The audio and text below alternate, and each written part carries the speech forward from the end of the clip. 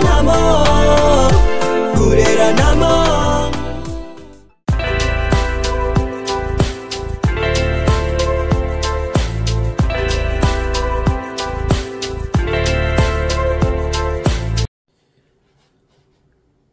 Allô.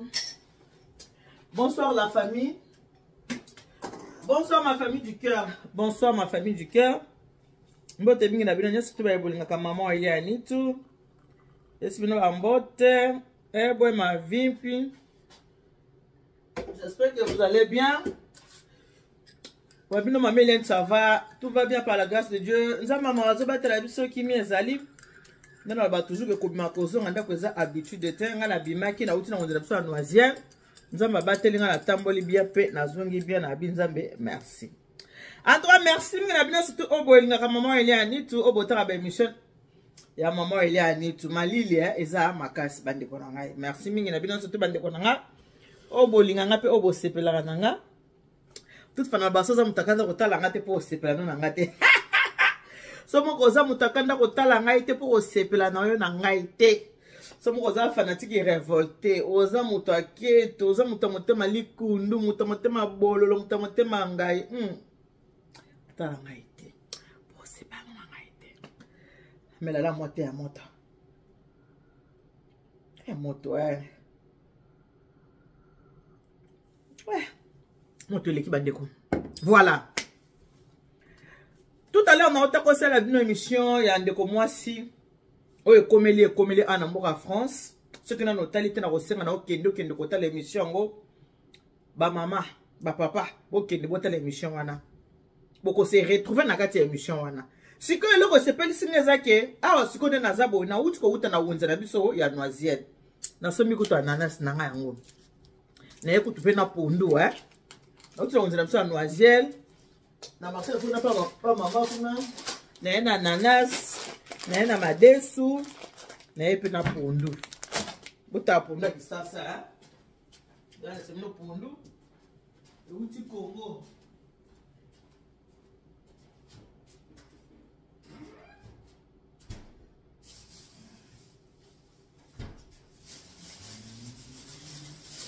Pondu uti Congo. Boyi ki lo vendredi marché na biso ya noise. Bomoni pondu ya ngol.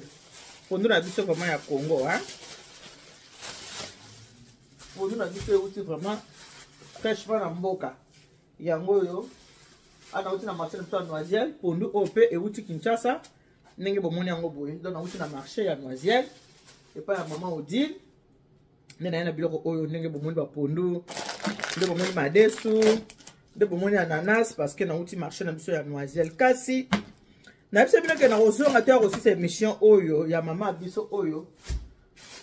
Maman ala ta liputa na tolo na ndako ya mwana o libala mwana ekufa liputa na tolo na baki na yo sa continuité wana mais continuité na soki nzamba sungi to ya ko sala ngo atalobi pourquoi parce que ndenge na uti na marché papa moko ayi wana ayi ko somba biloko na ya kolia bobi ki pa maman Odile biloko pe balamba ezali biloko balamba eza soko moni ko za makasa olamba te surtout ba papa mama pe so uti muso moni ko za fatigué ba papa pe mingi pe ba bango moko soko na noiselle ko za biloko no balamba ok kosa nini ok kolia déjà ya rola mama déjà ou le que nous lia ba kebab que lia ba kebab te ya kana pa na msola marché so noiselle okoza déjà biloko balamba okoza loso balamba okoza pondu balamba okoza mfumbwa okoza bitekute okoza matembele nyo surtout eza wana chez maman Odile na marché noiselle papa na labi maman il est dans sepeli ninga na moni maman parce que na uti ko tele émission moko uti sala ka sikoyo na uti ko mona wana émission maman na yebisio ke mama ni tunga pe ninga nazalia naza victime ya Bokilo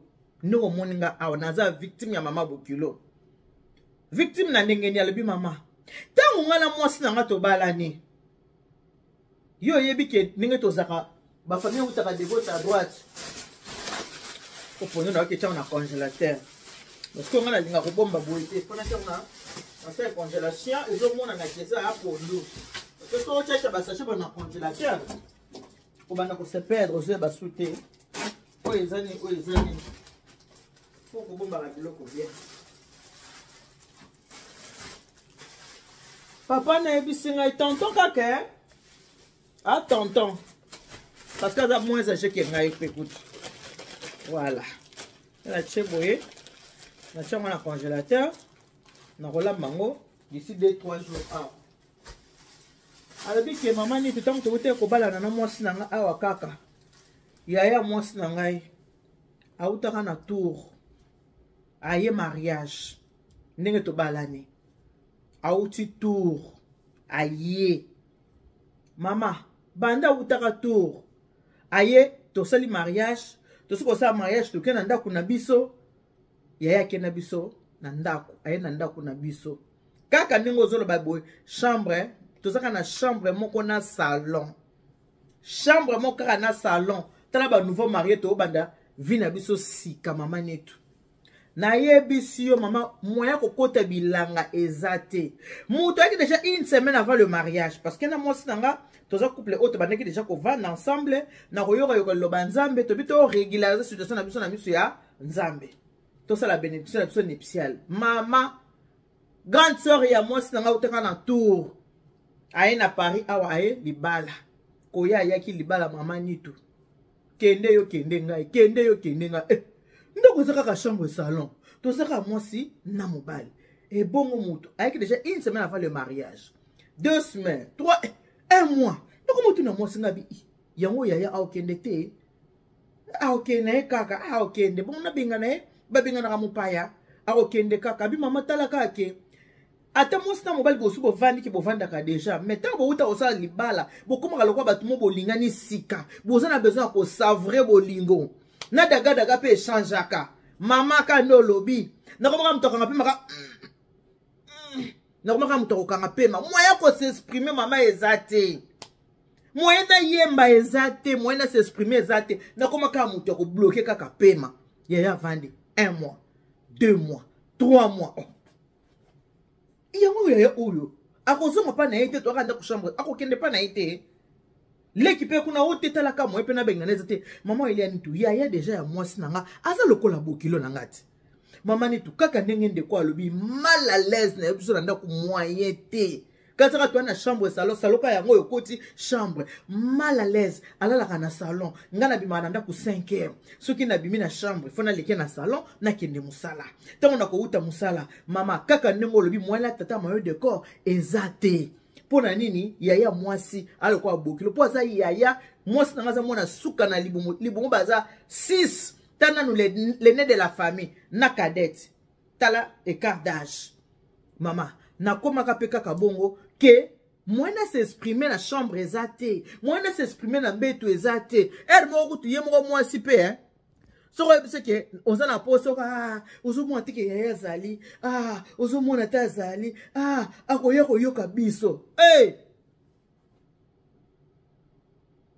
akoya koyoka donc moi to ça suma comme bien zate ndako nanga moko na komi mal à l'aise pona ni parce que grande sœur ya mwasi nanga azana ndako moi ça comme ko kangelanga makolo moi ça comme ko boyelanga nzoto pourquoi parce que grande sœur na ye akoya koyoka biso akoya koyoka ngamoko pe mama mal à l'aise oza mal à l'aise ozo baki ana salon aza mukolo ata bibosa on a 2h du matin mikolo bazalaka mikolo akoki kolamuka abibeta sete na bato penza ba yaka na po ba marié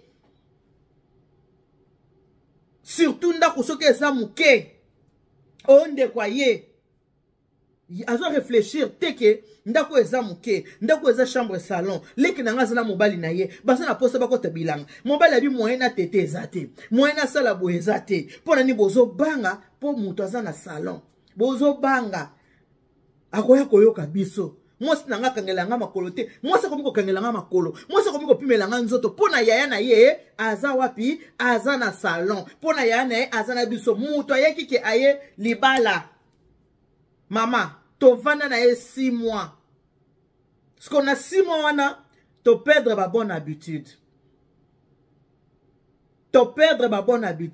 et comme il est comme ça bobo kende kaka on a lieu sacré et comme kaya papa maman poulet fumé kaka pou vite fait aussi ici vite fait non tu n'as pas ça moi ça ne va pas continuer comme ça tu aurais continuer boété na ko za te na kaka pema po ya yazali moi ça comme ko pimelanga nzoto po ya yazali yango wana bandeko oyo bokendaka pa bandeko na bino eza ozande kwa mwasi eza ozande kwa mobali soko moni ndako eza muke o ndako eza chambre salon o ndako eza deux chambre salon bandako na biso ya poto za communicatif bandako oyo ezaka très communicatif bandako ya poto bolinga te bochaka baninga mal à l'aise vie ya poto na ya Congo eze loko moko te so des choses muta poto il faut ça na compréhension il faut comprendre que non na situation oyo na kozala awate ndenge bazabo yaya wana sikoyo na tour kuna atikaki naenda kuna ye atiki chambre na ye kuna na tour atiki chambre na ye tika avanda na tour kuna aye pona libala ya eleki 6 mois mobala bi na komika na ba humeur mabe na komika de mauvaise humeur parce que ceux qui montent na pimelinga na buto na tonga na ozala sengo ndenge nini alors pona suki ça na mela moi te na biso na wuti marché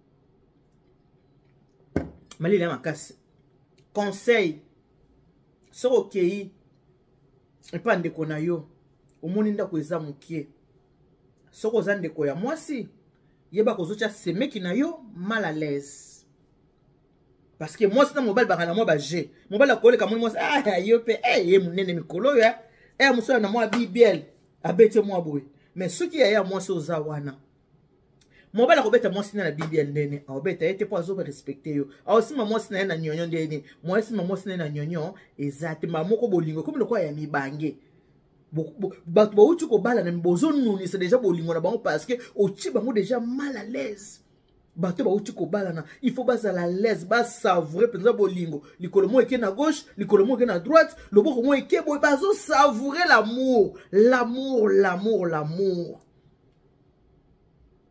botika kocha batu bakaka mobala na bisinga lobi en tout cas na yebisaki na mwasi na ngai ke il faut ça la choix ou tikali na yaya botika la bino mibale ngana kei ou yebisa yaya kende mais mwasi na ngai au moins ayoka kinga asola kina yaya na ye abi ya to suto vandi mwa mikole bele sikoyo komita osani ni ozonga te na vandisi na ngai bino awa uvandisi biso awa ndaku na yo okanga ozinda kuna yo otika kuna ndaku na ya acha mutu petite na mona kati ndako avanda afutaka mwa quelque chose basengisa po bafutaka ndaku musala ulingo kende musala te oyoko vande pa ya leki na mwana suka ya libumwa mama pona nini oche mwana na bino mal à l'aise alobi mama batu bayeba te biloko ekotira mobulu entre mwasi na mobali ekotira vraiment mobulu makasi okoza ozande kwa mobali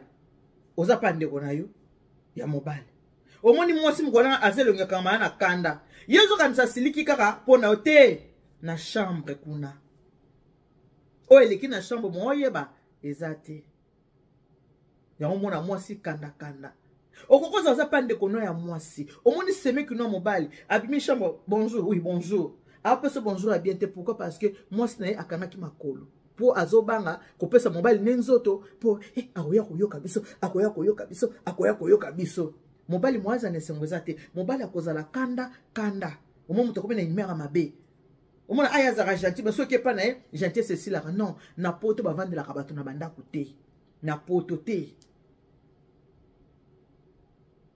surtout na ba nouveau marié bandeko na ba nouveau marié bato bana besoin ko savourer ata kutu ba nouveauté ata baza ba ancien marié mususu omona mobala mesana ko sola ta mwasi ne basani mais soko moni ndeko na za wana mwasi ko la basani exactement na zobanga ser na ngata mona na osko basani boy akwa interpréter abaki basolisaka ndeko nanga basani nzoke za modèle a poto mwasi fasalisa mobali fasalisa mwasi na ndenge zelaka na poto moko boeta mususu mwasa koza fatigué mobali akoti abaloli mwasi mul na ye mais soki ndeko mobali azana akwa interpréter kuta lamba semo balambisaka ye semol nzoka so bato baza bango mibale ndako lalaka te moye ba place etangaka ezate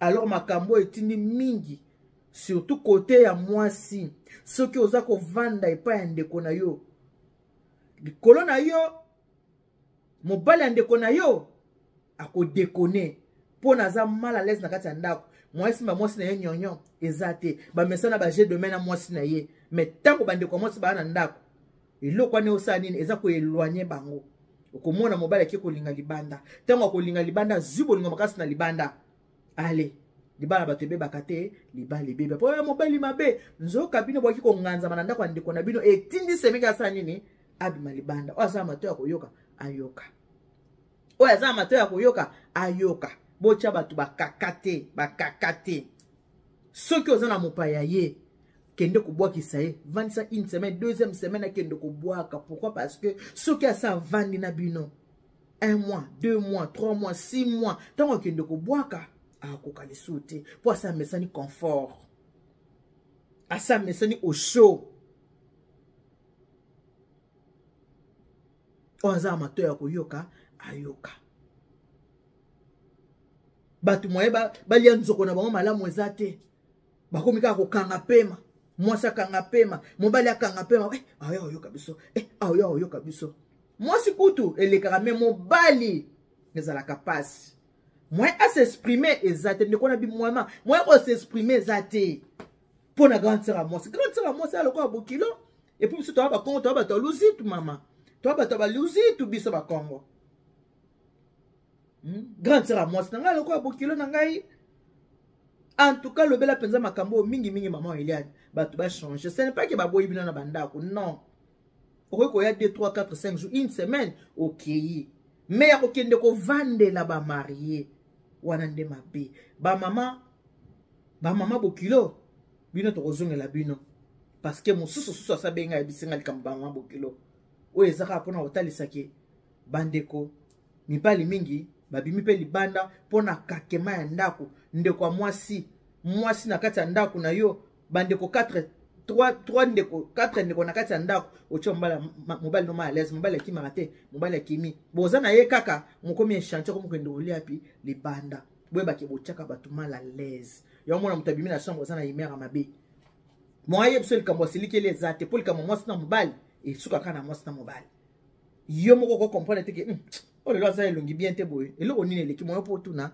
ezate bochaka batu bakakema wana te surtout ba nouveau marié po batu so babala nisika bana besoin ko savourer l'amour na baso za mutakanda kotala ngate po sepela no na ngai te so moko za mutakanda kotala ngate pona lelo to suki wana que Dieu vous bénisse God bless you Mungu anobariki tata nzambe kalusa kumuna nzamba nibesha bana betu bon siboka mataba bisous nga na omela café na ngai café te za te ya moto voilà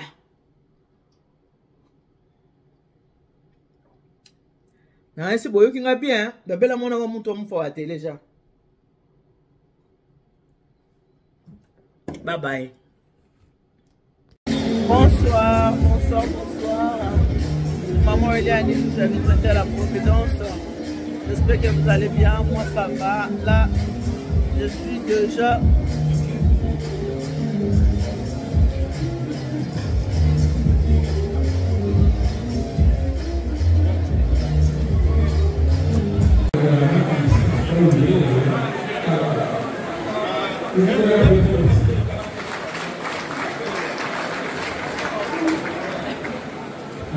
nous avons ensemble Nathalie et ça, c'est excellent. Je me confie un peu 3 mots d'un mariage. Je ne suis pas trop étalé sur ma présentation. Je suis le maire d'une petite commune Lyon de Bien-Platone. J'ai l'habitude effectivement de célébrer le mariage. On va célébrer avec Innocent et Nathalie ce beau mariage qui a rassemblé tant de monde. Nathalie a eu un mot très juste tout à l'heure lors de l'échange des alliances. Nathalie a indiqué que dans la vie d'un couple, il y a des hauts et il y a des bas. Les bas, on s'en fiche royalement, on les envoyer à la poubelle. Par contre, il faut garder le haut, garder tout le haut. Et avec ça, on a son bon vol, on va le plus loin possible jusqu'à ce que ce soit la mort qui sépare le couple. D'accord? De nouveau, vous pouvez les applaudir.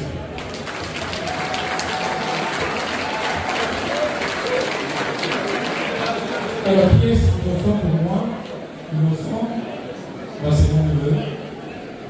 C'est mon neveu parce que le papa d'Innocent, il s'appelait André Moni, qui certes n'est plus là aujourd'hui, mais à son âme, et là il est considéré très fier de son fils, très fier de sa belle-fille. Et donc, André Moni était pour moi un frère, parce que vous savez, en Sanglo, il n'y a pas un mot pour désigner un demi-frère ou un frère, on dit Ita, c'est mon frère. Et on fait absolument aucune différence. C'est pour ça que naturellement, Innocent s'est tourné vers moi pour que je puisse présenter la famille. Encore une fois, je ne vais pas rentrer dans le détail parce que je prends le risque de l'oublier. Sachez simplement que tout cela. Voilà. Maman, il est à du service de la Providence. Ah, là, nous avons le buffet froid. Voilà. Maman, il est à Nito.